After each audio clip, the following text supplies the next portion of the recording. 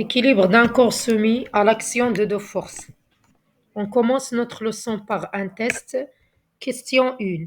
Indiquez la valeur de l'intensité de la force. Alors devant vous, un dynamomètre indique la valeur 3 newtons, signifie que l'intensité de la force exercée par le dynamomètre sur le corps est égale à 3 newtons. La question 2. Choisis les bonnes réponses pour répondre à la question suivante. Les caractéristiques d'une force sont le point d'application, le sens, la ligne d'action, le vecteur force et l'intensité.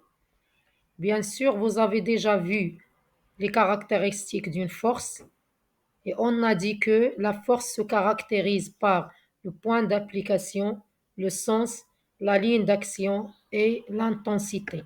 Alors les bonnes réponses sont 1, 2, 3 et 5.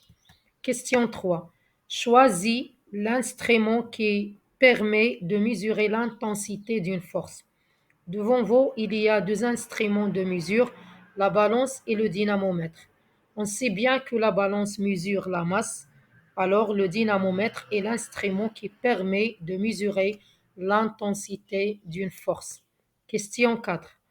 Complétez par les mots qui conviennent. On modélise l'action mécanique par une force représentée par un vecteur. Alors on commence maintenant par une situation de départ. Alors il y a devant vous une image qui représente une fille qui marche sur une corde. La question, pour que la fille gagne le jeu, bien sûr, elle va garder son équilibre. Pour cela, on cherche la condition d'équilibre d'un corps solide. Mais avant de trouver la réponse de cette question, regardez l'image. Quelles sont les forces exercées sur la fille?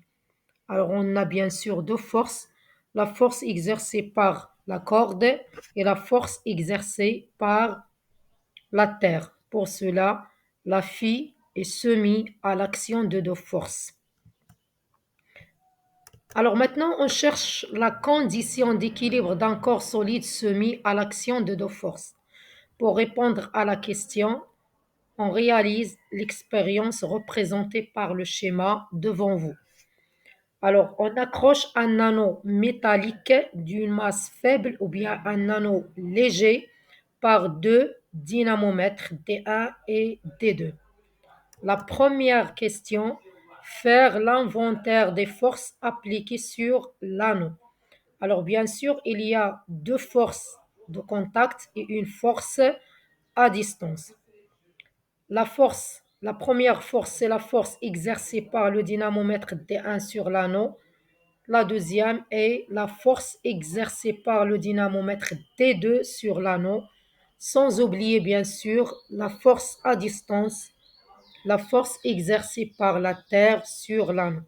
Puisque l'anneau a une faible masse, ça veut dire est un anneau léger, on peut négliger l'intensité de la force exercée par la Terre devant les deux intensités F1 et F2. On considère maintenant que l'anneau se mit à l'action de deux forces F1 et F2.